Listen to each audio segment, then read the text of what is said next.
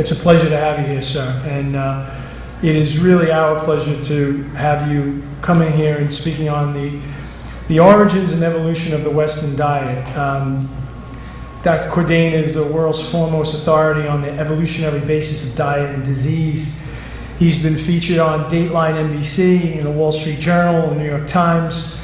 In fact, he was recently featured in the Times just a couple of weeks ago in the fashion and style section on the Paleo lifestyle, believe it or not. Dr. Cordain is widely acknowledged as the world's leading expert on the natural human diet of our Stone Age ancestors. He's the author of more than 100 peer-reviewed scientific articles and abstracts, and his research into the health benefits of paleo diets for modern humans has appeared in the world's top scientific journals, including the American Journal on Clinical Nutrition, the British Journal of Nutrition, and the European Journal of Clinical Nutrition, among others. He is also on the advisory board of Paleo Magazine, the first and only print magazine dedicated to this lifestyle. His popular book, The Paleo Diet, has been widely acclaimed in both the scientific and lay communities and was fully revised in 2010. His next book, The Paleo Diet for Athletes, published in October of 2005, discusses how the paleo diet can be modified for the high-performance endurance athlete to lead to improved health and performance. You might have seen recently the story on LeBron James and his new diet. His latest book, The Paleo Answer, was released in December of 2011 and represents a sequel to The Paleo Diet. He is the recipient of the Scholarly Excellence Award at Colorado State University for his contributions into understanding optimum human nutrition. He received his PhD in health from the University of Utah in 1981, his master's in physical education from the University of Nevada, Reno in 1978, his bachelor's in health and science from Pacific University in 1974. He was a professor at the Department of Health and Exercise Science at Colorado State University from 1982 to 2013. Let me just say that we are all excited to be able to bring someone with Dr. Cordain's experience to Staten Island to speak to us. It's not hyperbolic to say that he, through his writings, has had a profound impact on many people. Whether you agree with him or not, you have to admit that many people who follow his prescriptions from his work have gotten healthier and fitter. I understand that the question of diet is always a controversial one. Everywhere you turn, you get competing and often contradictory advice, and people don't like to be told what to do. There are people who, no matter what the evidence is presented to them, as we say, you'll never be able to pry that third Twinkie out of their cold dead hands. But I believe there's a universe, and I believe that universe exists on Staten Island as well, of folks who want to learn more. So it is absolutely our pleasure on behalf of Staten Island University Hospital, SIEDC, to have Dr. Cordain speak to us and be available for some questions and answers. Doc? Thank you so much for being here.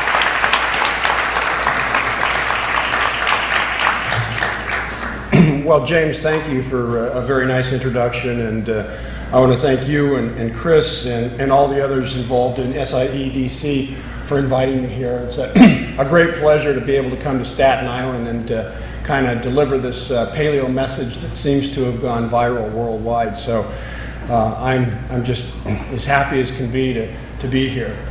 So one of the things I do apologize for is, unfortunately, my slides are a little bit washed out color-wise, so you have to bear with me. I spoke to the AV guy, and he said the only way we could really do it was if night falls. So I don't think that's going to happen.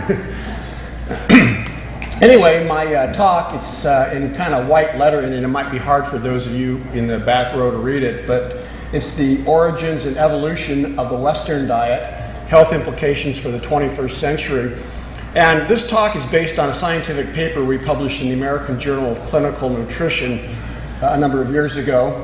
And about 6 or 8 other scientists were involved in the publication of this paper. So we've got quite a bit of mileage out of this. So let me see if I can advance the slide here. All right. There we go. So anytime we're talking about the origins and evolution of the Western diet, the diet that we all eat, what we're really talking about is the origins of humanity itself. And that's what this slide represents. And again, I do apologize for the kind of washed out colors because there actually are colors in there. They're color coded, but you probably can't see them. So I'll walk you through this with the laser pointer. The first thing I want to talk about, here we go. Yeah, okay. All right. So the first thing I want to talk to you about is the concept of what is a hominin. A hominin is an ape that walks upright or bipedal.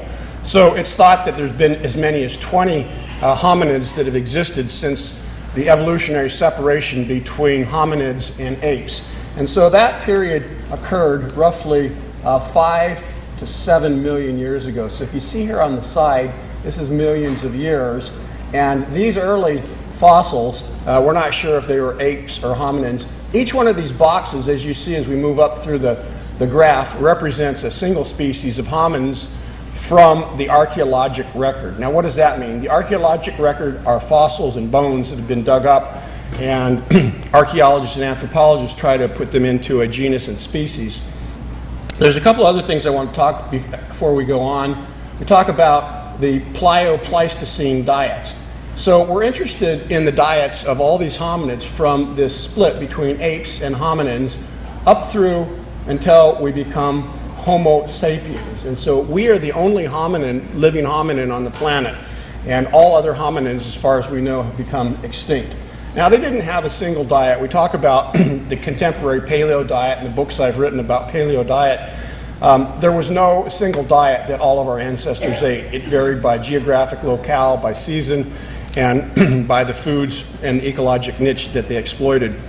Similarly, nobody in this room, including myself, eats a true Paleolithic diet. We cannot eat what our ancestors, our hunter-gatherer ancestors ate. The food simply isn't available. It's culturally, it may be repulsive to us. So what we're trying to do with a contemporary paleo diet is to mimic the food groups that those people ate with modern foods that we can get at the supermarket or Whole Foods or what have you. Okay, so what do we know about that period, the Paleo-Pleistocene period? We know that every one of those 22 species of hominids ate an omnivorous diet, meaning that they ate both wild plant and animal foods. And they obviously were minimally processed because they didn't have a whole lot of technology like we have today. And these are really cool photographs, and again, once again, I apologize for those in the back that may not be able to see them. These photographs were taken in the mid-1960s by Richard Lee from Harvard University, and these are photographs of a hunter-gatherer group called the Ikung people, who at the time were minimally westernized. And over here you can see, here's a guy, he's actually butchering a wild antelope in Africa with a stone tool. So people in the front might be able to see that, those in the back probably don't. This is a woman who has, these are the fruits of her gathering that she's put into a little leather or animal skin sack. And again, the people in the fruit can probably, or in the front can see it. There's little melons here that kind of look like watermelons. These are called Tana melons, but notice they're about the size of her fist. There's also roots over here. And right here in the middle, this is a tortoise. So she's got both plant and animal food. This is a digging stick, and she uses this digging stick to dig up these roots. Now, the men, of course, are sitting in the background doing absolutely nothing as the women bring back the food. All of our ancestors dating back to 5 million years and even earlier were eating an omnivorous diet is dietary data from chimpanzees. This is a photograph by my colleague Richard Wrangham at Harvard, and this photograph shows two male chimps that have actually caught a small antelope, and they kill it. They kill it by body slamming it because they don't have fangs and claws like other carnivores have to bring down animals. So they run through the forest, they catch it, and then they kill it, and it takes them a long time to eat it because, once again, they don't have the fangs and the claws that carnivores have. During the dry season in Africa, what we find is that sometimes meat intake can equal 65 grams a day. Typically, these guys eat mainly fruit, but they eat animal foods basically all year round. other data to show that all of our ancestors ate both plant and animal foods. An omnivorous diet comes from compounds called isotopes that we can drill out of the teeth of these fossils. This is a fossil of a hominid called Australopithecus africanus. This is one of the most famous fossils. This is called the Tong baby. It was found in the 1920s. And if you'll notice here, you can still see the enamel on the teeth. And so well, what they do is they go in and they drill the enamel out, and they can get intact tissue from inside of the enamel. And they're interested in a compound called delta-13 carbon. And what that does is it allows us to determine what the animal had been eating. And so let's take a look here. And again, I apologize for the washing out here. This is a green box right here. This represents this value of delta carbon 13 in browsers. Browsers are animals that eat leaves and berries and other parts of herbs and what have you. These boxes are yellow. You can't see the yellow on this slide. And if you come down here, notice then that they tend to have more negative values for delta carbon 13. So animals that eat grass are over here. Animals that eat berries and leaves and bark and other parts of plants are over here. And the reason for that is that the photosynthetic pathways are different for grasses than they are for shrubs. And so when an animal eats these plant foods, then those isotopes become part of all tissues, not just the teeth, but the hair, the bones, everything. Every single person in this room, if I were to pull a hair out or drill a hole in your teeth and measure this delta carbon 13, do you think you would fall over here or over here? Would you look more like a grazer or a browser? A grazer. You'd look like a grazer because everything we eat in the United States, if you get a typical Western diet, comes from corn. Okay, so how do we fatten up our cows? We feed them corn. So if you eat hamburgers, you've got corn. How about high fructose corn syrup? We put that in everything, don't we? Soda pop, everything. So we all end up with this type of a signature, except for the paleo dieters in the crowd. So you do a paleo diet, then you end up looking like this in the middle. Now, let's talk about this in the middle here. Here's a leopard. Here's an extinct saber-toothed cat. These are all fossils that are found right along with this fossil. And here's hyena. And notice these animals are primarily obligate carnivores. Leopards and lions and hyenas don't eat very much plant food, if any at all. And so they fall right here in the middle, somewhere between this green browser and this yellow grazer. And the reason for it is because they're not fussy. They eat both these animals that eat grass and they eat these animals that are browsers. So here's the interpretation. Here's our genus Homo, and here's fossils from Australopithecus, this guy. We fall right here in the middle. The interpretation then is because we're eating both plant and animal foods. All right, the question now comes up is the uncertain. How much plant, how much animal food? All of the available evidence tells us that starting in about 2.5 million years ago with this blue line right here, about 2.5 million years ago, as we went from being more ape-like, looking like that Australopithecine, to our own genus Homo and beyond until we get here to Homo sapiens, we're eating more and more and more meat. As a matter of fact, the reason that we were eating more animal food is what allowed for the evolution of our large metabolically active brain. None of us would be even sitting here watching this slide were it not for this phenomenon. So how do we know they were eating more and more animal food? The first evidence is what's called Neolithic technology. That's kind of a fancy word in anthropology, meaning that we find in the fossil record these stone tools. Now they may look very primitive to you and you might not even recognize them as tools. But how they made these things, they took a round rock in one hand and then they took a cobblestone in another and they hit it.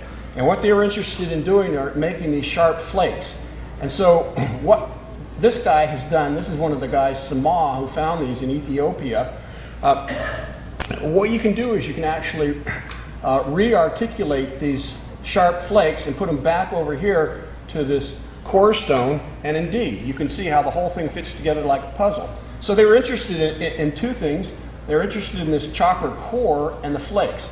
Modern experiments done at Indiana University, and I spoke there last week, so this was kind of interesting. And these are photographs from those experiments, show that these sharp flakes are perfect for disarticulating and butchering a carcass. So you can see it cuts right through the skin on this antelope, and these things can actually go through very thick skin like what's found on a rhino or an elephant. The core is used to smash open the brain or the skull and extract brains. And over here on this photograph, again, and I do apologize because you can't really see in the back row, this guy's got a hammer stone and he's got an anvil stone here, and he's cracking open a long bone to extract marrow. So we know that they were interested in brains and marrow. This is a smoking gun fossil. This was published in Science in 1999. And what it represents is the inside, the medial side of a jaw of either a hartebeest or a wildebeest. This big antelope in Africa. And you can't see it again because of the resolution, but there's a scratch mark right here in this little red box. And if we magnify it and take it down to scanning electron microscopy and look at it over here, it's very characteristic. And this shows us that there was a stone tool. This isn't a random running around rocks in a stream bed or gnaw marks from a carnivore. This is actual cut marks from stone tools. So the medial side, the inside of a jaw, obviously they were interested in cutting out the tongue. So our research group at Colorado State has analyzed the composition of the tongue, and guess what? The tongue contains fats like what you find in olive oil. So it's got a lot of monounsaturated fats, and it's one of the fattier parts of the carcass. This is another bit of little smoking evidence here. This is a long bone, and these are pits. Once again, you can't see them quite so well, but these are pits, and they extracted the marrow. Marrow, just like the tongue, is high in monounsaturated fats. Okay, there's other evidence to tell us that we were increasingly eating more and more animal food starting in about 2.5 million years ago, and this is called the expensive tissue hypothesis.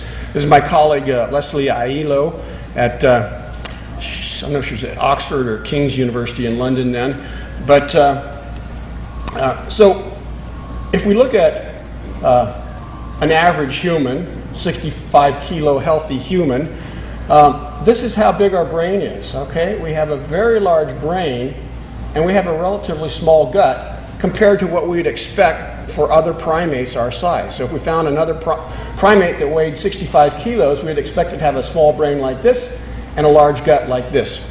So there was an evolutionary trade-off that allowed our large brains to evolve at the expense of shrinking our gut. And this is known as the expensive tissue hypothesis.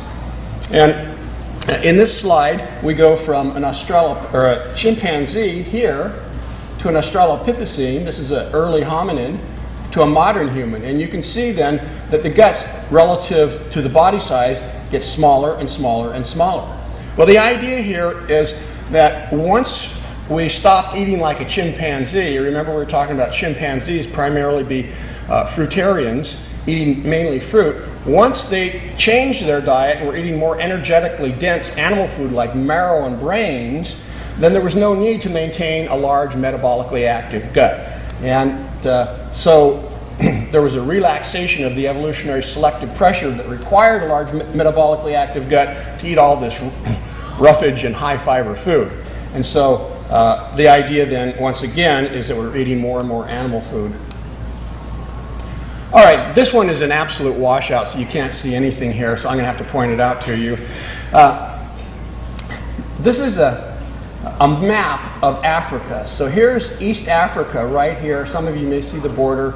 Here's the Arabian Peninsula. Here's down to India, on over to Southeast Asia, to Java, on up to China, and what have you. So humans, our genus Homo, evolved right here in East Africa. And this is in Kenya near Lake Turkana. And we now have fossils showing that this happened about 2 million years ago. And humans got all the way up to 40 degrees north latitude. And this is the Dmanisi site in Georgia, Russia, or in Georgia itself. So this is the Black Sea, and you can see that we went very far, very, very rapidly. Now, 40 degrees north latitude. Here in your part of the world and in my part of the world, we're at 40 degrees north latitude and beyond. And during the wintertime, all the plants fade away. All the green goes away. In Colorado, the ground freezes. Okay, so there's very little plant food available at 40 degrees north latitude. So what are the implications? That means for us to have gotten this far north 1.8 million years ago, shortly after we became Homo, that means we had to have evolved the behavioral sophistication to eat animal foods.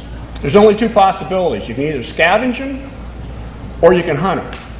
So we probably started out scavenging animals at first, and then as we became more and more sophisticated, we probably hunted them. So at any rate, no matter what you're doing, to live at 40 degrees north latitude, for most months out of the year, you have to have animal food. All right, here's some data that comes out of our laboratory, and what we did is we compared the biochemical pathways of an obligate carnivore, like a little house cat right here. It could be actually any cat, a lion, mountain lion, what have you, and they all seem to have the same pathways. A cat can't make a compound, an amino acid called taurine. All right, it's actually a semi-conditional amino acid. And the reason that it can't make it is because it's only found in animal food. But it has taurine in all the cells of its body. So it's lost the ability to synthesize taurine. Why did that happen? Because it was eating higher up in the food chain. It was eating taurine. Cats can't turn beta carotene, like what you have in carrots, into vitamin A. Yet all cells in the body have to have vitamin A. So why did they lose that ability? Because they were eating it pre-formed. They were eating higher up in the food chain. When they ate the entire carcass. When you eat liver and marrow and kidneys and tongue, you get vitamin A. And so if we look at humans, we are not the same as cats. We are not obligate carnivores. We're omnivores. But our biochemical pathways have gone down the same road of being more like a carnivore and less like a vegetarian. Okay, so how much plant food and how much animal food? That's the $64,000 question, and that's the uncertain. And to date, we really don't have a good handle on what our ancestors were doing. However, there are general trends, and let's take a look at those from our group. So about a decade ago, I compiled what was called the Ethnographic Atlas, and this is an atlas of all the world's cultures, and we separated out only the hunter-gatherers, and we ended up with 229 worldwide hunter-gatherer societies. And so we were interested in this ethnographic data of how much plant and how much animal food they were obtaining.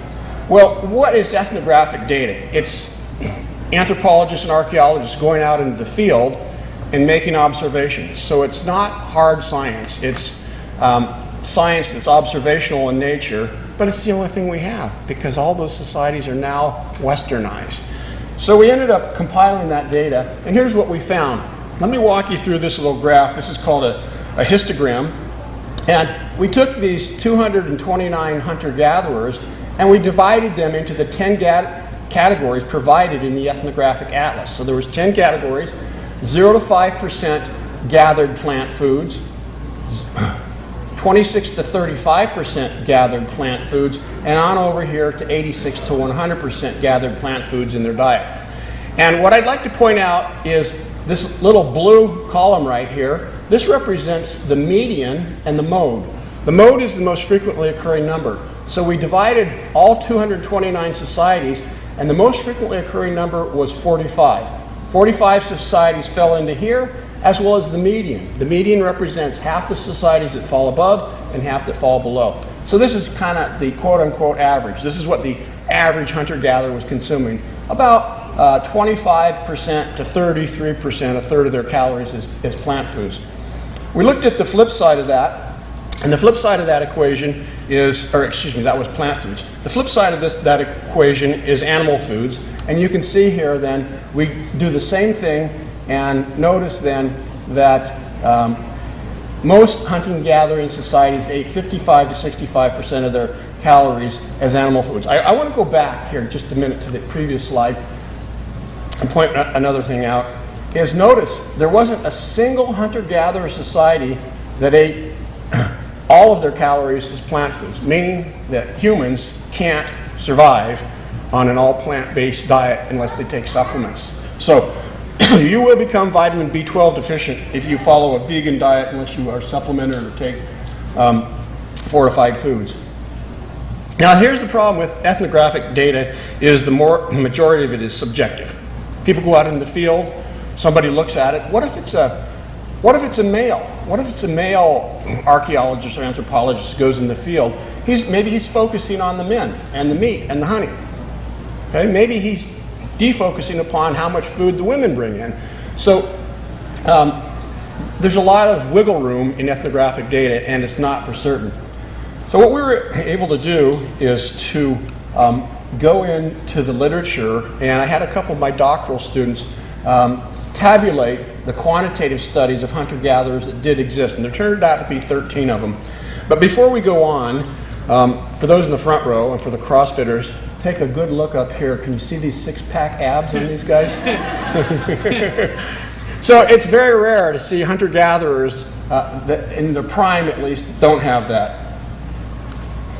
Okay, these are the 13 quantitative studies of hunter-gatherers.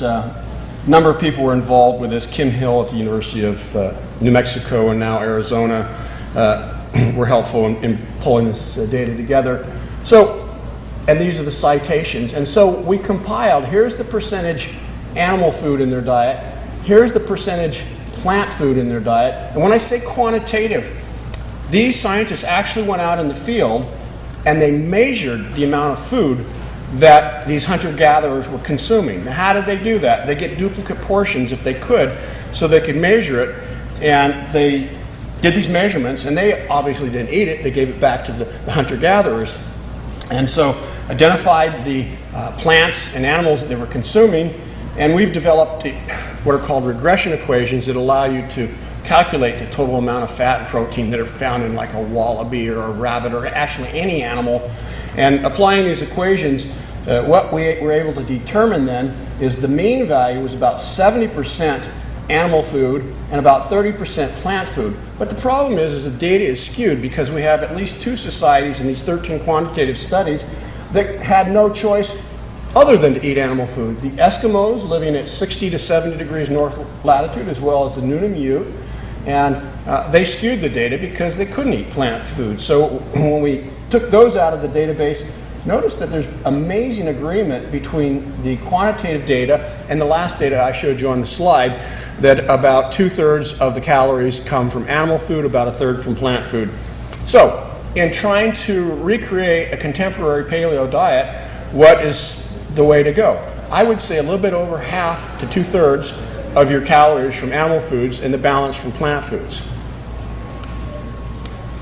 All right, this is another cool fossil. This is a fossil that was found in a cave in Yugoslavia, and actually many of you have heard about the notion or the idea that we've now cloned the entire genome of a Neanderthal. And that actually came from this fossil that you're looking at right here. This is my colleague Mike Richards. At the time he was at Oxford, and before they cloned the entire genome, they were interested in another isotope called delta-15 nitrogen. And so these 2 pink values right here represent 2 Neanderthals, and dated to about 29,000 years ago. And this is from Vinja Cave. And so they found fossils alongside the Neanderthal. Here's an Arctic fox and a wolf. So here's the wolf, here's the Arctic fox. They also found herbivores, bison and deer, also alongside it. Notice that the signature, the isotopic signature of Neanderthals were even higher than what we find in these obligate carnivores, wolves and Arctic foxes. These guys eat a little bit of plant food, but not much. And so the interpretation is they were behaving exactly like top-level carnivores. Well, the criticism of this work is that Neanderthals aren't us. We are Homo sapiens, they are Homo neanderthalensis, and they were living in a much different environment. So this slide here is actually the skull of modern humans found in a cave in England called Gough's Cave, dated to 12,300 years ago. And there were 5 individuals that were found in this cave. And again, this delta-15 nitrogen was measured in the fossil. And notice that here's modern humans. These are skeletons that are identical to who we are. Okay? So when I say identical, at least anatomically, behaviorally, and everything else. And once again, here's fossils of herbivores that lived during the time, and auroch is a great big animal, stood about 10 feet tall, that we domesticated and we now call a cow. And so you see here that the delta-15 signature looks way more like this than it does like that. So that's the data that we interpret as eating more and more plant and animal foods. Now, listen, you don't have to be a scientist, an archaeologist, or an anthropologist to get this next point here. Every single person in this room, if you just would think about it, you could have got it. All right? You could have written the paleo diet 20 years ago easily, because it's obvious that these people could never eat these foods because they simply did not have the technology. So it's kind of like going backwards in time. If you see what we're eating now, go backwards in time 10 years ago, 20 years ago, 30, 40, 50, 60. And I can go back 64 years. And I remember a time when all this junk food in the middle aisles didn't exist. How many people can? Many of you can, yes. So it didn't exist. High fructose corn syrup didn't exist at one time. And if you just keep going backwards and backwards and backwards in time, you get to a point where our diet is fairly consistent worldwide. And that's all we did. So these folks were eating minimally processed wild plant and animal foods. What are the health implications of eliminating this stuff that most of us, or many of the younger people in the crowd, have consumed all their lives? So this is really it's an interesting data point, but it's also kind of, I don't know, I want to say disgusting. Is what we do in the United States and the Western world, what we eat, is 70% of the energy that we consume on a daily basis comes from these food groups: bread, rice, pasta, dairy, vegetable oils, sugar, processed meat, and alcohol. Most of these foods were never, ever consumed by our Paleolithic ancestors. And I really drove home this point in this slide. And hopefully even the folks in the back row can get a handle on this. I've deliberately made this pie chart as white in one area.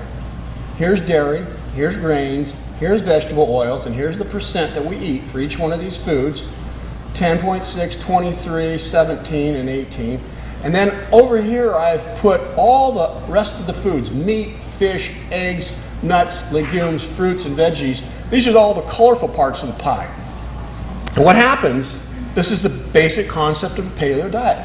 When you include these foods, the foods that our ancestors never ate, or the food groups they never ate, it by default, it forces all these other foods into smaller daily caloric intake.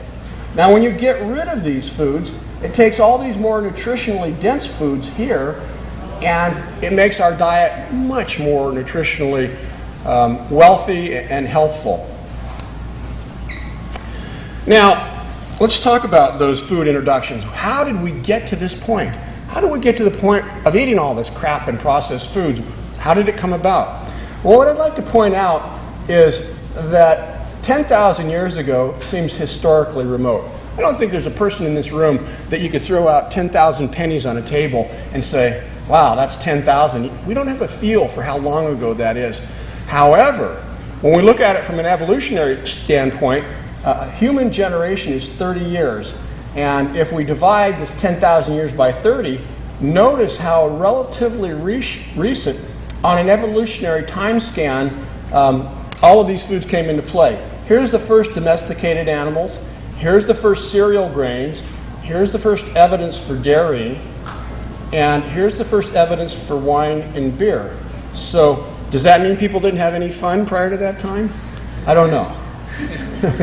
Here's first salt, and here's first sucrose, or table sugar.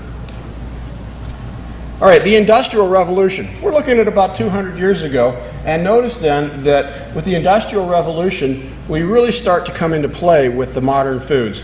And so sucrose, even though I showed you that it was invented about 2,000 years ago, the average citizen couldn't eat sucrose until just 7 human generations ago. 7 human generations on an evolutionary timescale is a drop in the bucket. It's nothing.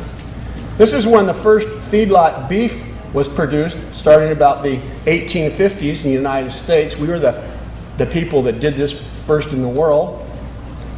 Here's refined grains. If you go in and have breakfast or lunch, you have to work hard to get anything other than refined grains. So nobody, or very few people in the country, ever ate them until 1850s or 1880s. That's 4 human generations ago. Refined vegetable oils, or newer still, starting just after the turn of the 20th or the 19th century. And here's high fructose corn syrup, and here's something that I can't even read from here, it's so bad. Hydrogenated vegetable oils, exactly. So we put those in just about everything, although you people in New York City are really progressive, aren't you? You're some of the first groups in the country to get those trans fats out of our diet. And so that's a really good thing, and we now see that movement all over the country. Junk food is even newer still. I'm 64 years old, and I remember my grandmother, who made it into her 90s, so she experienced practically no junk food when she was a child and a young woman. And so you can see right here, these are some of the crazy times. Here's 1913 Oreo cookies, you know. We've only had that for, what, 3.5 human generations. The kick that I get out of this, and then Pringles potato chips are right up here. And I don't know, M&Ms are, what, here or here? Somewhere. And the kick that I get out of this is that these foods are not going to go away, okay? Short of a global disaster, M&Ms and Pringles and all the rest of this stuff is going to be with us. Whoops. Okay. So, these foods that were introduced during the Neolithic 5,000 to 10,000 years ago, again, seeming to be historically remote, but again, evolutionary, very, very recent, they fundamentally upset our diet. And they change the glycemic load. The glycemic load is the ability of foods to raise our blood sugar and our blood insulin. And so this is a common health problem that over 70% of the people in the United States have, is insulin resistance. The fatty acid balance, you can see here the types of fats that are found in a processed hot dog are way different than what we find in wild meat. Similarly, the fats in French fries have no relationship whatsoever to foods that we would have consumed naturally. The macronutrient balance, this is primarily a carbohydrate-laden meal.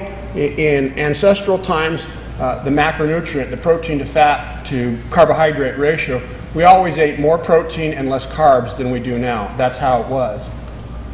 Trace nutrient density, these are vitamins and minerals. All of these foods are vitamin and mineral depleted compared to fresh fruits, vegetables, meat, and fish. Acid-base balance, I'll show you what that means in just a minute. Sodium to potassium. You can see this food is salted. This meat is salted, and believe it or not, the #1 source of salt in the U.S. diet is from bread. So this is a hugely high salt diet, and you may not even think about it except for the French fries being salt. But in hunter-gatherer diet, the diet before agriculture, it was actually flipped. We ate more potassium than sodium. This has huge impact upon blood pressure. And I can guarantee you that if we have people over 50 or 60 in this room, almost 70% of you are going to be hypertensive by the time you're that age. Okay, and then the fiber content. The disruption of these 7 nutritional components underlies virtually all of the health problems, the chronic health problems we have in the United States. This is a symphony orchestra. One instrument doesn't play by itself. It plays with all these other instruments collectively and impacts us depending upon our genetic predisposition for these diseases. Okay, let's take a look at cereal grains. Everybody thinks about cereal grains as a staff of life, and nationwide, when people first hear about the paleo diet, this is one of the criticisms. My God, you're taking whole grains out of the diet? Where am I going to get my fiber? Where am I going to get my B vitamins? Unfortunately, most of us don't eat whole grains. a quarter, you can see here, 85% of the grains we consume are like what you see here with these pastries. Cereal grains are the seeds of grasses, and in their wild state, they're small, difficult to harvest, and unless you grind them up, you don't digest it. They come in your mouth and they leave in the same way. So, in the archaeologic record, when we see these primitive grinding stones, these are called saddle stones. If you look carefully, here's kind of a cylinder and here's a smoothed out stone. When we see these things appear in the archaeologic record, that tells us that humans started to use grains as staple foods. That starts in about 10 to 15,000 years ago in an area in the Mideast in a culture called the Natufians. All right, up until the 1880s, there was really only one way to grind cereal grains, and that was with stone tools. So here's a woman, a Hopi woman, grinding corn in the traditional manner with a metate and a mano. And here is a water-powered stone wheel.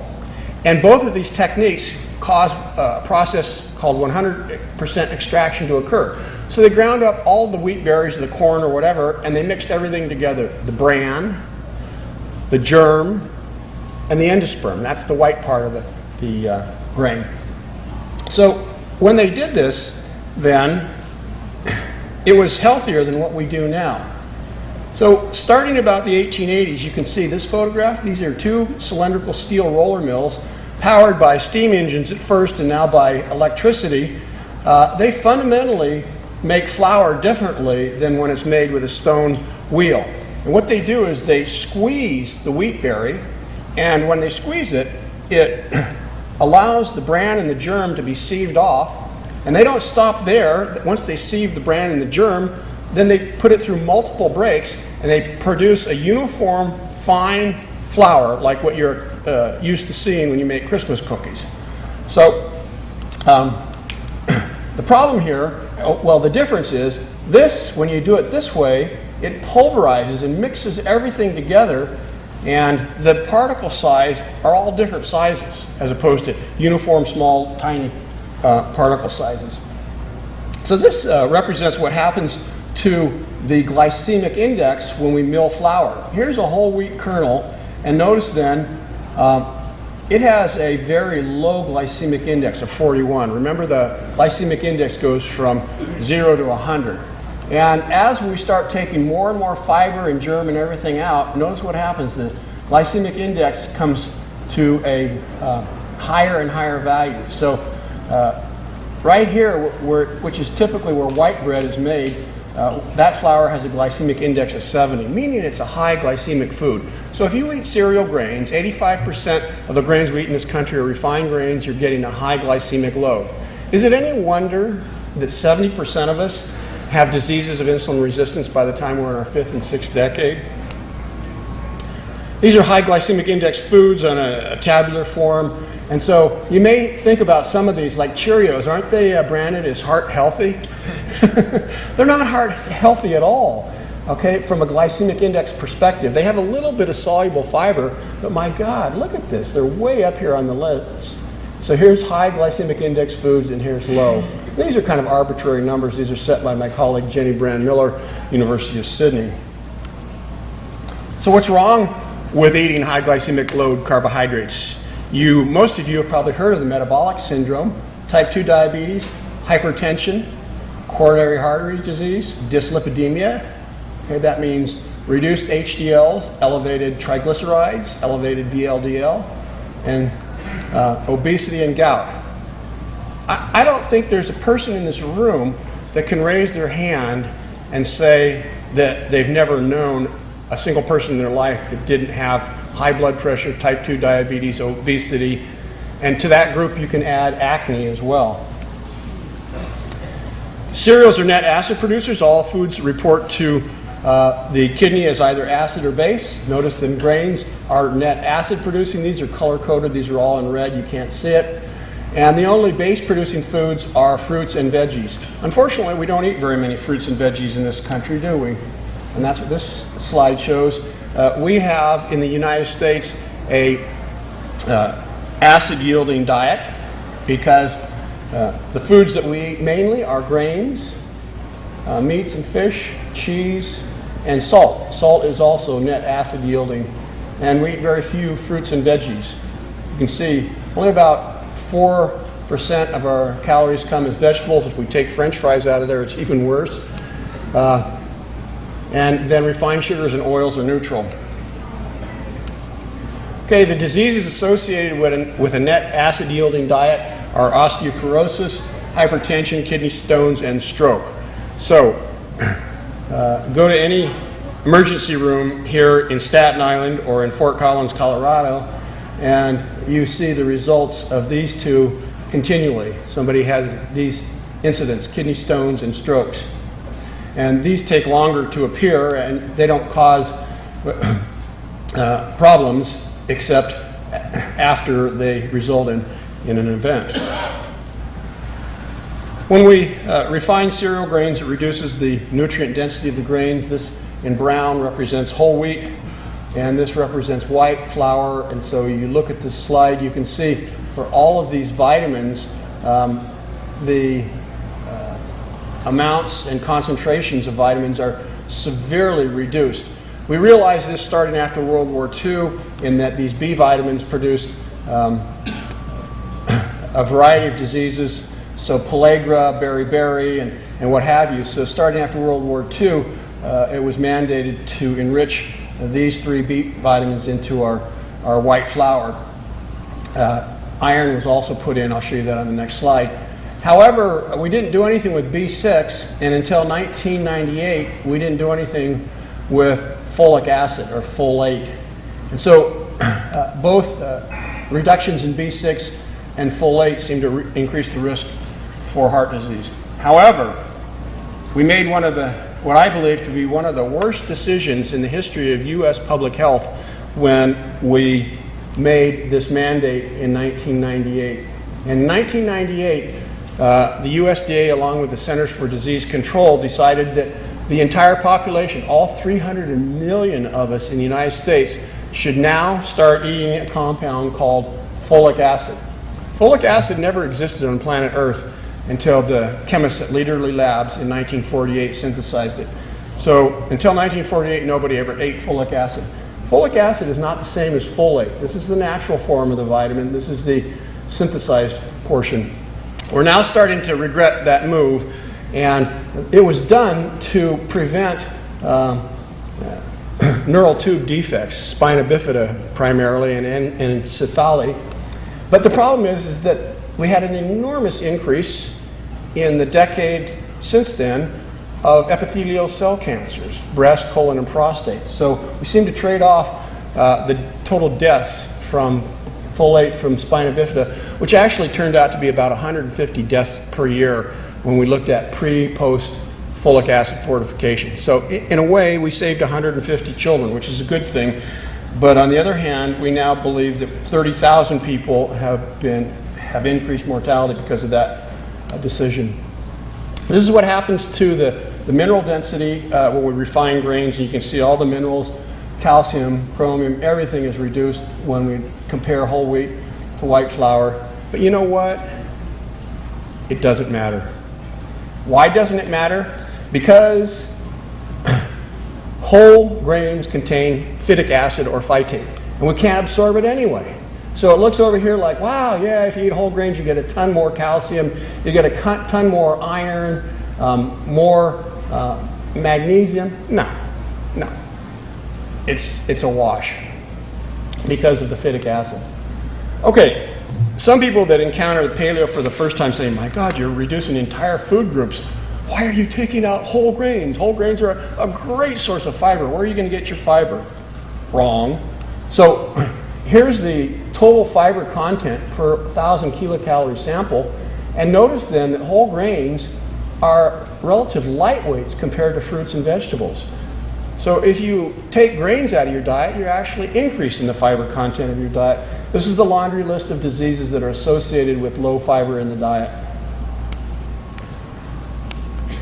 All right, I'll try to finish this up here. We got started a little bit late, but I'll try to finish it up in about 10 to 15 minutes, and then hopefully we can open it up for a little bit of Q&A, because I think we're scheduled to go till 2 o'clock. All right, how many people can see that slide, or is it too washed out for everybody?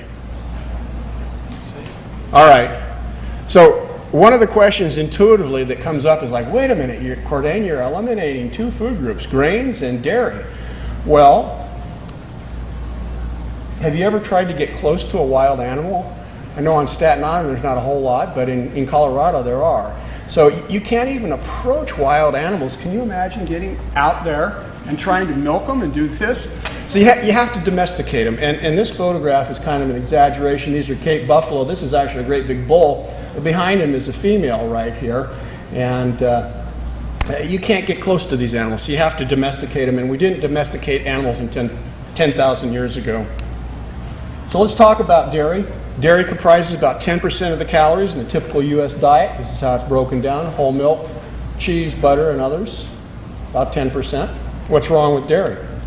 Well, from an evolutionary time scale, it's a very recent addition. First dairying seems to have occurred about 9,000 years ago. And these are the dates for sheep, goats, and cows. Now, one of the interesting aspects that you thought would have been looked at, but it didn't get looked at until the late 90s, and our research group and one of my graduate students actually performed some of the very initial work with this.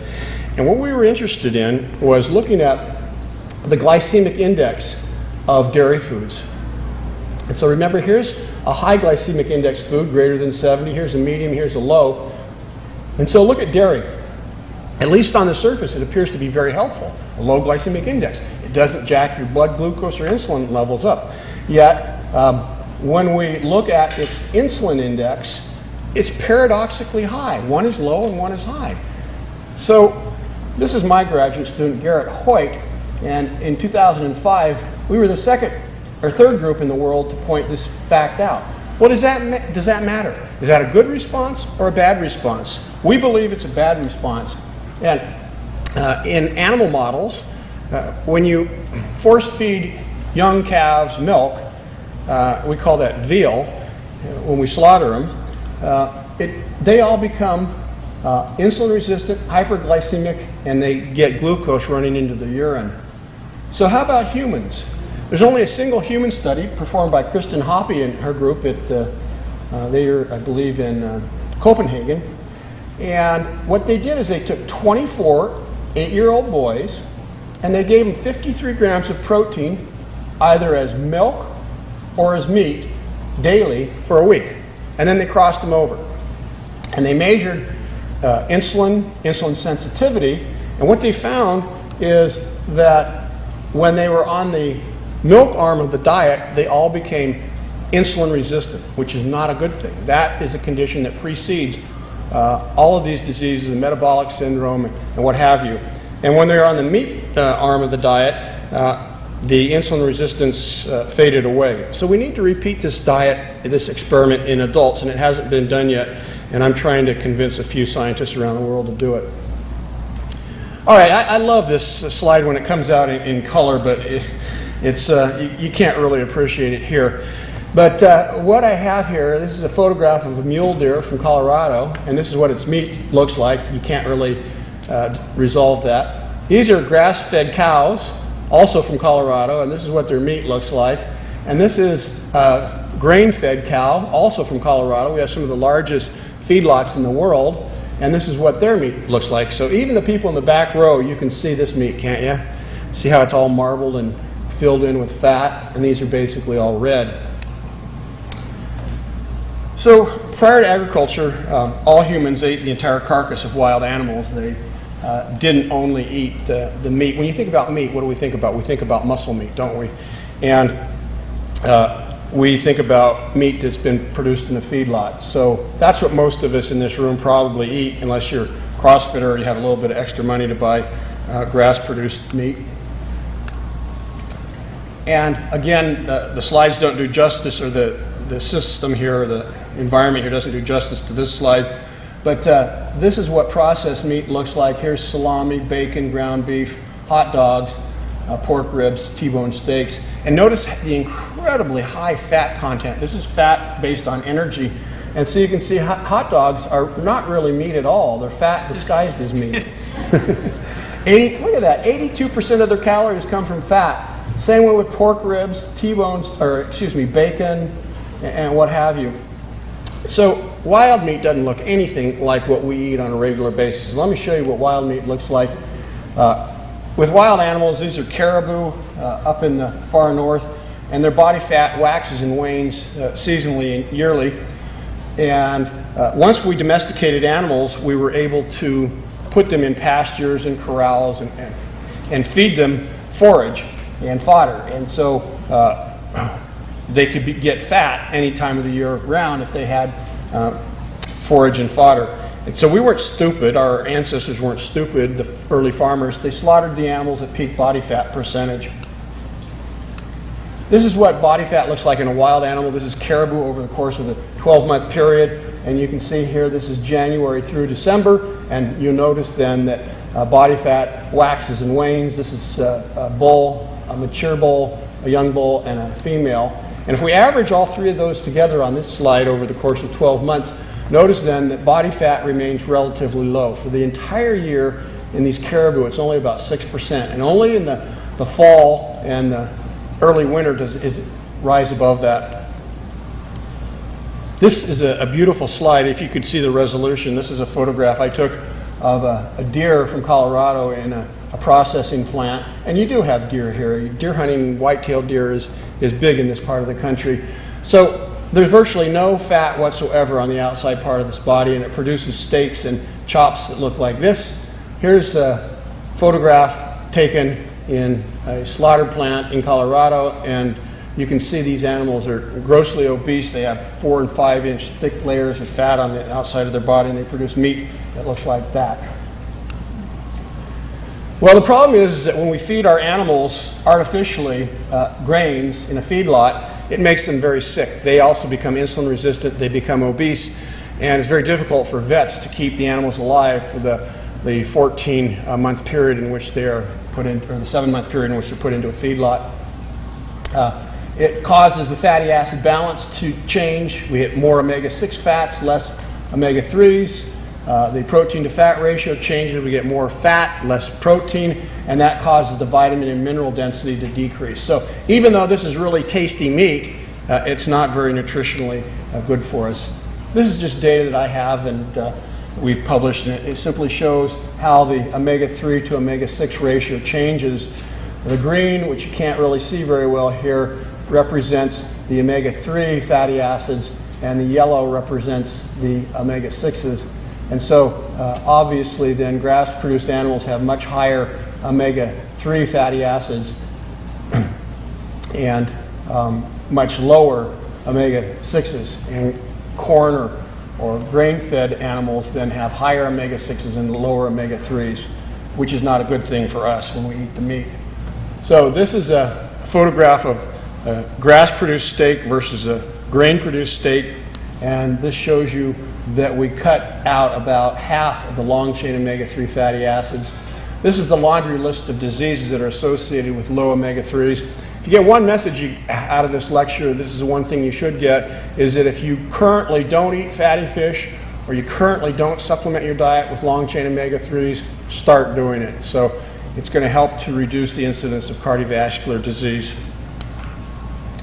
Okay, we're getting close to the finish here. I'm going to do salt, sugar, and then vegetable oil, and then we'll be done. So hopefully in about 5 minutes we'll open up to Q&A.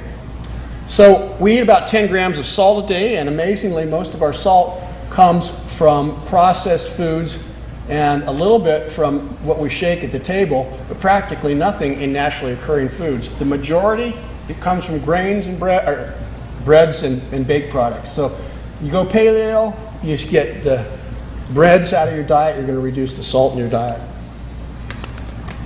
All right, hunter-gatherers probably ate salt, those that lived close to the ocean. I would imagine that they did. And the first American Indians living here on Staten Island probably dipped some of their food in salt, or they gathered salt. But inland hunter-gatherers didn't. And this is the first time This is the first salt mine in Europe, dated to about 6,000 years ago in Catalonia, Spain. And I actually was giving a lecture outside of this area, and I flipped this slide up, and all the students said, I know where that is. It's a tourist attraction. So this was the first use of salt in the inland in Europe about 5,000 to 6,000 years ago. There's a site in China suggesting that people were using salt on dry lake beds about 8,000 years ago. But for the most part, people didn't eat 10 grams of salt a day. And these are the diseases that are associated. We all have heard of hypertension and stroke. Some of you may have heard of osteoporosis in the salt connection, but it does. It increases the risk for osteoporosis. Kidney stones we've talked about. Does anybody in the room know what Meniere's syndrome is? Ringing in the ears, yeah. So ringing in the ears seems to be influenced by a high salt diet. This is one that's interesting. We see all these commercials for these drugs and pharmaceuticals to help people get to sleep. How about insomnia? Yeah, get salt out of your diet, and that's one of the first things you'll notice is you have improved sleep. This is one that comes out of our lab, is exercise-induced asthma as well. About 10% of the population that exercises, you get tight in your chest. That comes from exercise-induced asthma. So two things seem to help here, getting the salt out of your diet and getting fish oil or long-chain omega-3s back in. This is the appalling amount of refined sugars that we eat, and depending upon which data you look at, either disposal data, per capita data, or actual dietary records, it ranges anywhere from 15 to 20% of our total calories. So we eat a ton of sugar. This is how it breaks down. It changes by year. This is the USDA data, now taken over by the SIEDC, but it stays about the same, about 15 to 20% of energy. Very first time crystalline sugar was produced was in northern India, about 500 BC. No doubt hunter-gatherers would have always consumed honey, whenever and wherever it was available, but unfortunately it was only available seasonally, so they couldn't eat it all year round. This is per capita data from the Netherlands, and it's typical of what we see in all Western countries, is that prior to the Industrial Revolution, very little sugar was consumed by the average person. So I imagine that they weren't selling very many toothbrushes, and the dentists were in high demand then. And you can see, starting about 200 years ago and going up to World War II, there was a steady increase, taking us up to about 120 pounds per capita. We see the very same data in England from 1815 to 1970, except for the two world wars, and then we get up to about 120 pounds per capita in 1970. Similarly, we find the same in the US.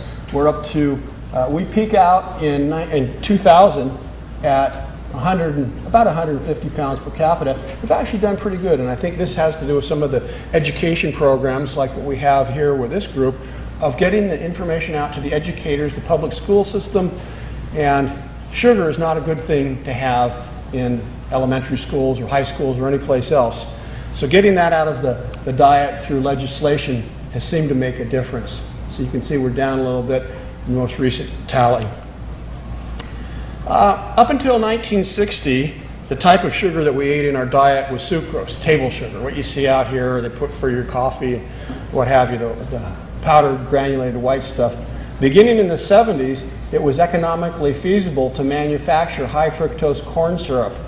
So before this time, they had to boil it down and use a tremendous amount of energy to extract the fructose from the corn syrup. So economically, it made no sense. However, starting in the 70s, this process called ion exclusion chromatography, and this is a massive industrial ion exclusion chromatograph, allows us to take this juice from corn and extract high fructose corn syrup and not put hardly any energy into it at all. Now, why did they do that? Why were they interested in doing that? Because fructose is about twice as sweet as sucrose. So if you're making a can of soda pop and you can make it with half the amount of sugar, economically that makes sense, right? Well, we never bothered to test fructose experimentally in humans before we ran this huge experiment that we're now suffering from 40 years later, the entire population is eating high fructose corn syrup, and we now get it. It's not a good thing to do. Metabolically, fructose is not handled the same as sucrose. So this is data from our group we got from the USDA CDC, and when I was a young man listening to those famous rock groups in the 1970s, we were taking our soda pop as sucrose. And you can see gradually here's fructose, 19 pounds per capita in 80, 50 and 90, 64 and 60, and then we've done a little bit better by reducing it. So a lot of scientists and nutritionists believe that this enormous increase in high fructose corn syrup parallels the obesity epidemic that has occurred in the United States. Now, I don't think it's a single factor. I don't think it's a single factor that's causing it, but there's no doubt that fructose is a potent inducer of insulin resistance. And we know that insulin resistance underlies not just all these laundry list of diseases I've shown you, but also obesity and overweight as well. Okay, here's some of the diseases related to refined sugars. The metabolic syndrome, we've talked about that already. Everybody in this room knows you don't eat sugar unless you want to support your local dentist. And certain cancers, epithelial cell cancers, breast, colon, prostate, these are the three most common types of cancer in the US, are also linked to sugar consumption via what it does to our hormones. Our group at Colorado State were the first people in 2002 to show and link metabolically how sugar consumption, you can add acne to this list as well. And once again, it works in the way in which it modulates hormones that regulate acne. Okay, so last little bullet here, and then we'll finish up quickly. Vegetable oils, they comprise about 17% of the calories in the US diet. And prior to recent times, the last 100, 150 years or so, the only vegetable oils that we really ate on a regular basis were olive oil, and almost all of these other oils, walnuts, almond, flaxseed, and sesame seeds, were used for other purposes, lubrication, lighting, what have you. Starting in about 1900, we developed steel expellers and solvent extraction that allowed us to take non-traditional foods and make vegetable oils out of them that we hardly ever used before. This is a steel expeller, and they put these seeds, this is a gigantic machine, and they put them under enormous pressure, and they can extract oil from cottonseed. And a fellow by the name of Wesson figured out how to get the toxins out of cottonseed so that it could be consumed. We developed hydrogenation. First in 1897, we bubbled hydrogen through vegetable oils in the presence of a catalyst, grainy nickel, and it allowed for the production of shortening in margarine. And unfortunately, we ate trans fatty acids from that time forward until progressive New Yorkers decided to bring it to a halt. And now it's been brought to a halt throughout the country. This is the per capita change in vegetable oil in the last 100 years or so. And notice then that there's been an enormous increase of about 500% since 1909. This is the laundry list of diseases that are associated with high consumption of vegetable oils. They are very, very high in linoleic acid, and they have no long-chain omega-3s, EPA, DPA, DHA. It wouldn't matter, except we're eating so much of these, 17 to 18% of our calories. So this tends to imbalance the omega-6 to omega-3 ratio, and you name the disease, I don't care what it is, it's been associated with excessive inflammation produced by these omega-6 fatty acids. You can't have heart disease, you can't have cancer, and you can't have autoimmune disease without chronic low-level inflammation. And so we're not entirely sure what causes chronic low-level inflammation, but there's no doubt that excessive omega-6s, linoleic acid, in the light of low long-chain omega-3s seems to be involved. So the United States government is kind of like a moving target in what they're recommending for us to eat. The USDA has changed this. This used to be the pyramid and my plate now and what have you. What we suggest is that there's no grain requirement. Humans don't have a requirement to eat grains, nor do we have a requirement to eat dairy.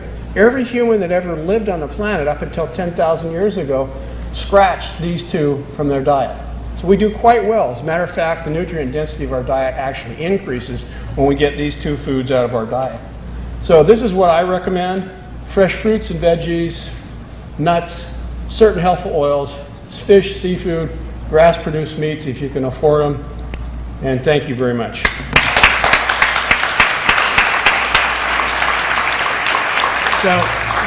So we are going to do a Q&A, but I just have to say that when Dr. Cordain said the number one source of salt in the human diet is bread, I cried inside and I almost openly wept because it continues to be the one obvious bane of my existence. And I just want to say something on a very personal note. I am very passionate, and I've been since first elected to office in '99, passionate about health and wellness, and I think we're taking it to another level at Borough Hall because it's very personal to me. I watched my father, who lived to the age of 85, but lived fighting, disease for most of the time that I can remember. And I know I have some genes that I am fighting, and some of maybe I can control, some I probably can't. And I want to control what I can control. And I am on a search every day for more information to do that. And that's what the whole Health and Wellness Expo is trying to be about. That's what the initiative at Borough Hall is about, is to educate, encourage, inspire those who want to hear the message or just on the cusp. Again, as we said, we're not interested in banning or compelling or wrestling anything out of your hands, but we want to educate. So I thank you for being here, and let's open it up for some questions to this wonderful, wonderful man. Yes, ma'am. Thanks, James. Thank you, Dr. Cordain. Thank you very much for your books, for your research. And as a mother, I have two sons who introduced me to your work. And they're very, very successful. They live it, they love it, they bring your books into our house, and they bring in they bring in food. I was introduced to pork. They highlighted how they only ate chestnuts, the pork. And it was delicious. They massaged and everything else. They did these little pigs, okay? So it was very, very delicious. However, I have two questions for you. One of them is, how do we account for not the Italian-American diet, which has been perverted, okay, but the Mediterranean diet, the true Italian and Greek diet, the olive oil, the moderation of pasta, the moderation of fine cheeses and wines, long life and longevity. After World War II, there was a great deal of research on how the Greeks survived. They ate and they survived. They ate grain. And so I do have that question. They had very long lives and they lived very, very well. It does not resemble the Italian-American diet at all. And my second question has to do with farm-raised salmon and wild salmon, vital choice. Most of us can't afford to buy vital choice salmon products because it's very, very costly. So that's a very important question to me.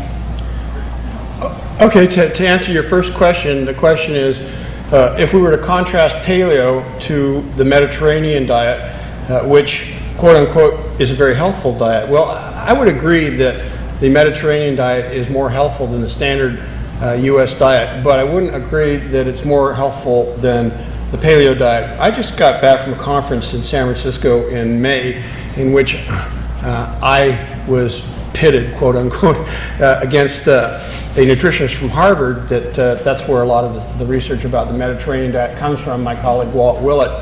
And actually one of his colleagues came out to present that versus a vegan-vegetarian diet. And we now have close to 20 what are called randomized controlled trials in which we test one diet versus another. And because paleo has become so big over the last decade or so, it's being tested. And I think sometimes it's tested because people want to debunk it. They want to say it's goofy. It doesn't make any sense at all. But there are at least two trials that I'm aware of in which paleo was pitted directly against Mediterranean in people with cardiovascular disease. And when you look at the end results, granted these are not long-term trials, I think they only went about, maybe 2 or 3 months, paleo ended up superior in all results. One was done by my colleague Stefan Lindeberg at the University of Lund in Sweden. So the preliminary evidence tells us that at least cardiovascular fitness or health-wise, it's better for us. The question is, why is that? Why is the paleo diet more healthful for cardiovascular endpoints? Think about what James just said. One of the hardest things for him to forego may be bread. All right? What's the greatest source of sodium in the U.S. diet and in Europe and practically everywhere else is bread.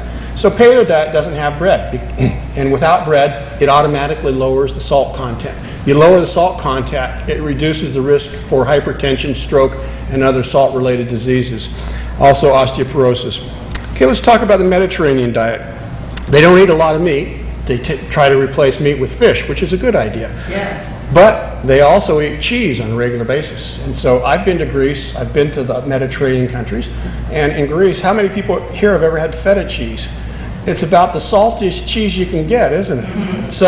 So they eat feta cheese on a regular basis. In the same way in Spain, they have their own versions of very, very salty cheese, which they eat on a regular basis.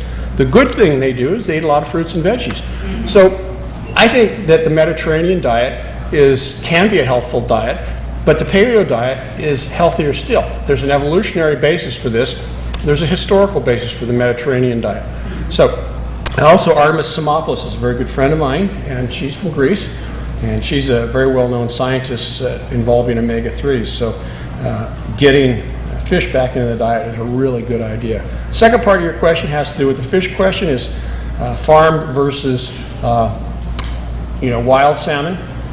You're right. It's very expensive, and there are slight differences, but getting some omega-3 long-chain fatty acids into your diet is better than getting none. So I would say that if you can't afford wild salmon, then farm-raised salmon is better for you because it also has about 10 to 20% less of these 3 healthful long-chain omega-3 fatty acids. Thank you. May I also add that historically, you used the operative word for me.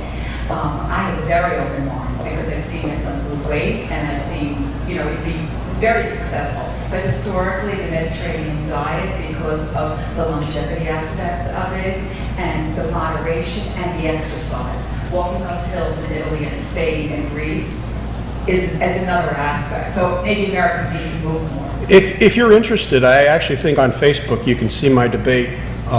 It was at Functional Medicine San Francisco, May of 2014. And so you can see my debate with the Harvard scientists and also some well-known vegan vegetarians. So I think we had some questions over here. Hi, Dr. Cordain. Thanks so much for coming, and thanks to the organizers for bringing such an excellent speaker here. My name is Selena, and I have 2 questions. I have 2 questions for you. So the first one was on your point about folate. Can you explain to me why we're told as women to take folic acid during pregnancy or before, like prenatal vitamins? I'm going to have babies soon, and I'm really interested to know why. Yeah, it's an interesting story, and it hasn't fully played out yet in the scientific and medical literature. So we're kind of at a crossroads now. And so as I mentioned, what has been done is we fortify our diet with folic acid, not folate. And folic acid is different from folate. And what happens is the idea was to prevent these neural tube defects, spina bifida, anencephaly, and others. And that was a really good idea. But metabolically, we thought that folic acid, metabolically, we thought that the liver converted it immediately to folate. But it doesn't. And the most recent radioisotopic studies that just come out in the last 6 months show that when we consume folic acid, we build up a blood pool of folic acid. And folic acid operates differently than folate. So the idea is that in epithelial cells, in cells that line not just the outside of our body, but the inside of our bodies, folic acid causes a methylation reaction in DNA. And that methylation reaction seems to be associated with cancer. And in animal models, folic acid can induce cancer at concentrations like what we're taking right now. Now, the solution is, can you get around this? Yes. It's now possible to buy folate rather than folic acid. It's pretty expensive. However, the problem is people don't always know when they're going to get pregnant or if they're pregnant, right? So that was the idea behind folic acid supplementation on a population-wide scale.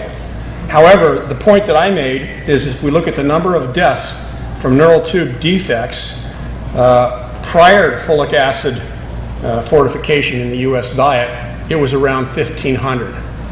2 years after the program was instituted, it was about 1,300. So we saved somewhere between 150 and 200 lives, which is a good thing. But we put the entire U.S. population at risk. So not all countries have followed lockstep with the United States. Most of the European countries haven't. There's a study that came out of UCLA in the 1990s, and they gave men folic acid because they thought that it could help to prevent heart disease. And they followed them over a 10-year period, and it did. It slightly reduced cardiovascular disease risk rates, but it skyrocketed prostate cancer risk. So that was one of the strongest studies. So I think that, again, the evolutionary template is a powerful tool that we should use to help us understand what we should and should not consume. Great. One more quick question. What do women who cannot breastfeed their own milk feed to their newborns in paleo lifestyle? I've never seen anything. One of the products that has been approved by the USDA in the last 10 to 15 years is the fortification of formula with long-chain omega-3 fatty acids. And we need to have the appropriate mixture of arachidonic acid and DHA.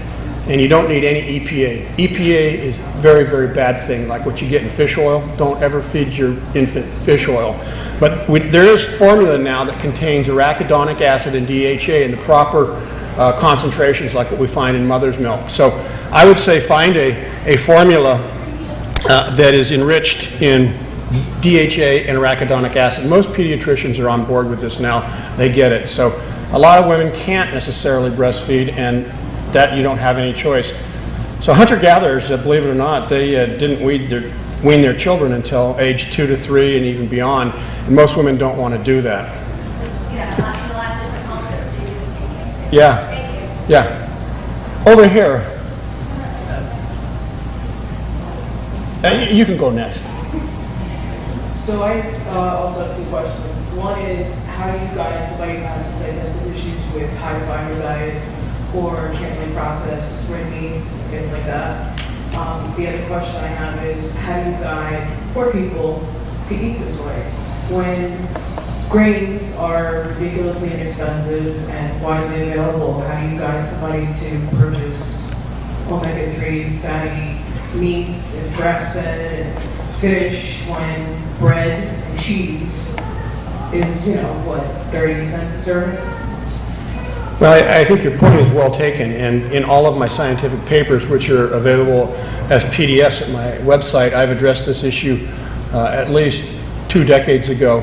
And it's ironic that the diet that sustained the entire planet for all of our evolution, except for the last tiny drop in the bucket, is a diet now that really is not available to most of the world's people. We have 7.5 billion of us on the planet.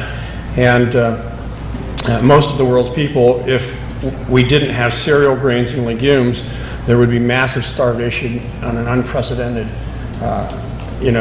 manner.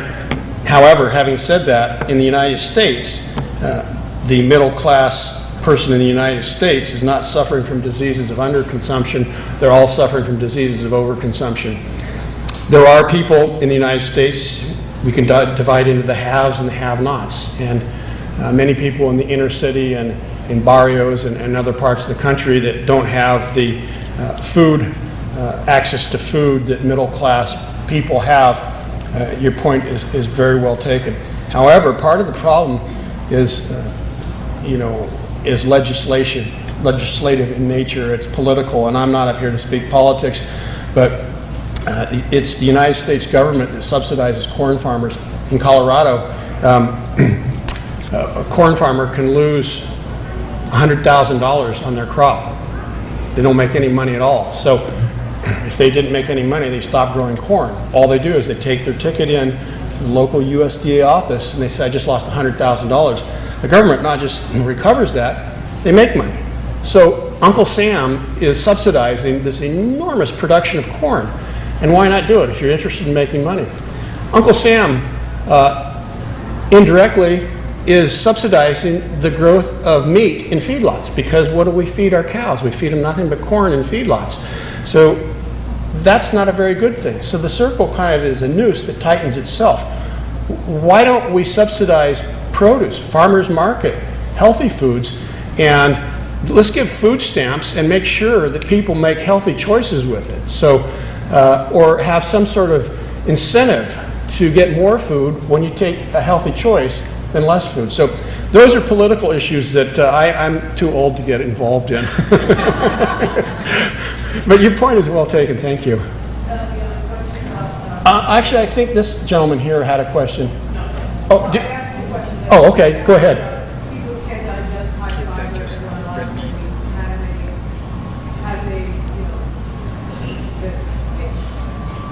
Well, you know, I think that people who have not consumed red meat or meat for quite some time, there may be some issues, but you know, our GI tract is set up. We have specific enzymes, proteolytic enzymes, all of us have in our gut.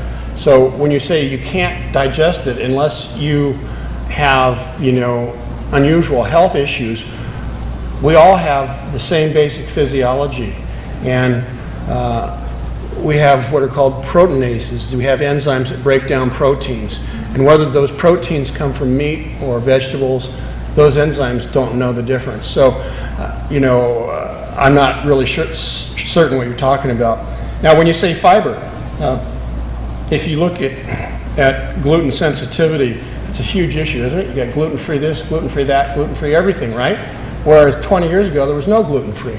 So I think that many people have gluten sensitivity issues that they attribute to fiber or to certain foods, when indeed it may be wheat. We thought that gluten sensitivity or gluten only influences 1% of the population, people with celiac disease. We now realize, work from Alessio Fasano's lab right here in your part of the country, University of Maryland, has shown that gluten sensitivity influences anywhere from 5 to 7% of the population. Now we're talking about an epidemic. There's 300 million people in the United States. We're talking about an epidemic if it affects that many people. So one of my first suggestions to anybody when you're considering paleo is two things. One, you get wheat out of your diet, you get dairy out of your diet. There's absolutely no risk health-wise to doing that, and you get processed and junk food out of your diet. You know, give it a shot, see what happens. Okay, very quickly, a great presentation. I have an 8-year-old nephew who's only eaten 5 things his entire life: Cheerios, Oreos, pizza, chicken nuggets, and a chocolate shake with a banana mixed in. Now he's on the autistic spectrum, so he has a very, very difficult taste aversion, and to introduce anything into his diet is difficult. But how damaging is that diet to a young person? Well, it's an interesting point that you bring up, because I've written a little bit about it in my blogs at my website, thepaleodiet.com. My wife teaches in special education, so we talk about this on a regular basis, you know, being on the autistic spectrum. And there are, in science, when we combine scientific studies, they're called meta-analyses. So anybody can cherry pick a study and says, this study shows that, you know, eggs are good for you. This study shows that eggs are bad for you. And so you get this conflicting information as a consumer. And the way scientists get around it, there are statistical procedures in which we combine studies and we do a specific type of statistics to try to get at these overall effects. And there's been 2 meta-analyses done with autistic spectrum children, and they show that wheat and dairy represent a small risk for autistic children.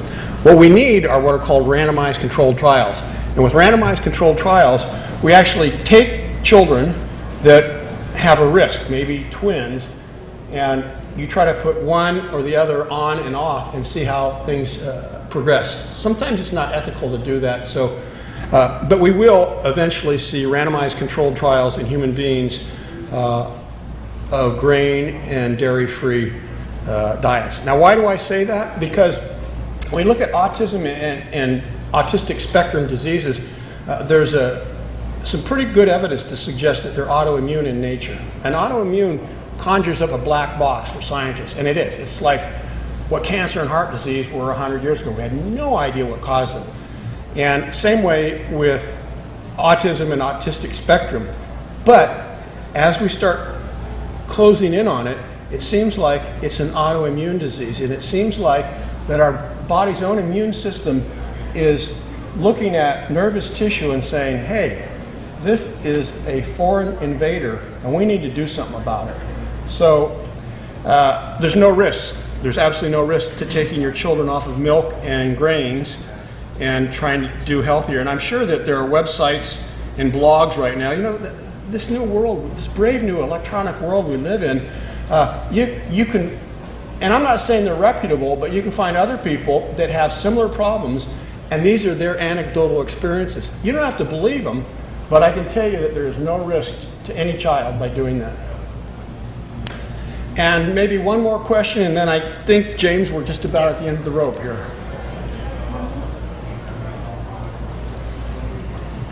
First of all, I would like to Dr. Cordain come today. My wife and I are actually Paleo for 3.5 years, not very well on. Additionally, on the autistic question, our 15-year-old daughter has Down syndrome, trisomy 21 Down syndrome. She tends to gravitate toward meats. She enjoys meat products. She'll eat them all day, every day, and she'll make that basis for a diet 100% for a while. She wants carbohydrates, any type of carbohydrates, so we do eliminate all grains, but we allow some potato and rice in the house. She does eat some vegetables in the form of a light salad. But do you have any knowledge about the Down syndrome community or anything that would make her gravitate toward desiring meat? And she has a great desire for the meat, so I just wanted to know your thoughts on that. The question was, you know, Down syndrome obviously is a genetic problem. And, you know, I think the bottom line is that with eating paleo, it makes every organ of the body healthier. So, and I've talked to a few people here in the audiences. Mentally, I'm calmer. I feel better. So I think that it does impact brain metabolism. It impacts your skin. It impacts everything. All organs seem to improve and get healthier when you optimize the environment in which those cells live. So for your daughter, whether or not, you know, her, you know, liking of eating meat, you know, how that physiologically occurs, I'd be speculating. But we have friends that have, you know, a child with Down syndrome, and they've produced a very healthy, given that, you know, handicap, they've produced a very healthy young man that has been, you know, they work with him behaviorally, and they work with him with diet. And just like you, they don't allow him to eat junk. And I think that's a really good idea, because it probably makes the rest of the body not feel so well. And so when you get the rest of the body feeling well, then even with a disability like Down's, I think the end result is probably more therapeutic. Well, thank you very much. I appreciate everybody coming by.